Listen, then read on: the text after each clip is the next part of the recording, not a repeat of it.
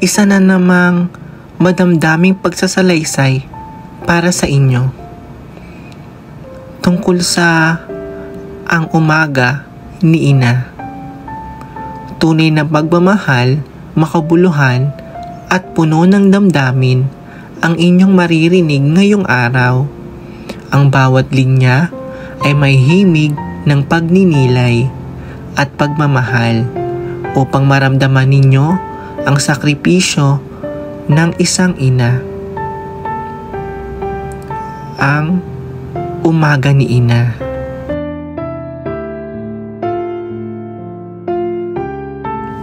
Sa bawat pagdampi ng malamig na simoy ng madaling araw, may isang nilalang na matyagang bumabangon kahit ang kanyang mga mata ay gusto pang magpahinga.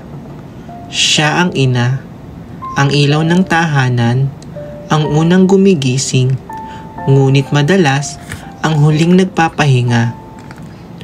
Bago pa man sumikat ang araw, naroon na siya sa kusina, nag-aayos, nagluluto, at nagmamadaling maghanda ng agahan at baon para sa kanyang anak. Hindi alintana ang pagod, hindi iniinda ang antok. Ang tanging laman ng kanyang isipan ay kung paano mas mapagaan ang araw ng kanyang minamahal na anak. Anak, gising na. Baka mahuli ka sa paaralan. Iyon lamang ang simpleng wika. Ngunit sa likod nito'y daang sakripisyo. Mga gabing kulang sa tulog, mga umagang walang pahinga. At habang nag-aayos ang kanyang anak, tahimik siyang nakamasid. May ngiti sa kanyang labi. Ngunit sa kanyang dibdib, naroon ang pagod na di maitago. Pagod na pinapawi ng pag-ibig. Kahit kapos sa buhay, ginagawan pa rin niya ng paraan.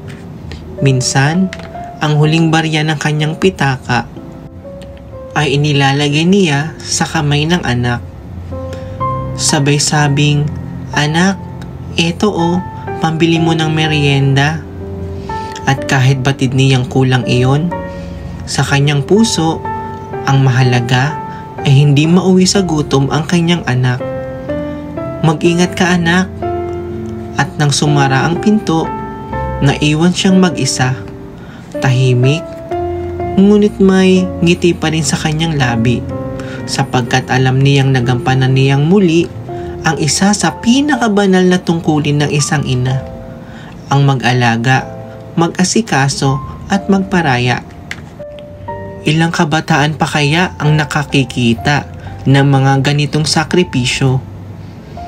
Ilang anak pa kaya ang nakapapansin ng mga inang nagigising sa madaling araw, kahit antok na antok, para lamang ipaghanda sila ng almusal at baon?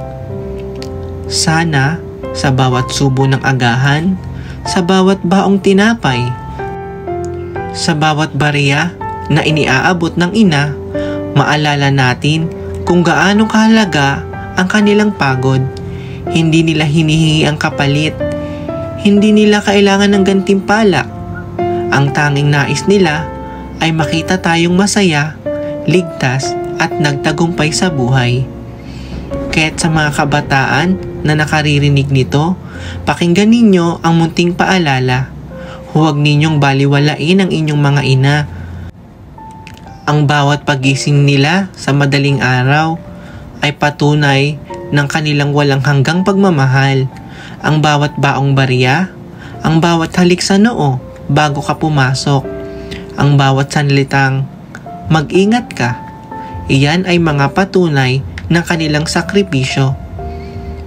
Sapagkat ang isang ina, kahit pagod, kahit kapos, ay patuloy na bumabangon dahil sa anak na siyang dahilan ng kanyang pag-asa. Kaya sa susunod na ikaw ay magising at masilayan mong muli ang iyong ina sa kusina, yakapin mo siya. Sabihin mong, "Salamat, inay." Dahil sa likod ng bawat maagang pagising ay naroon na pag-ibig na walang hanggan.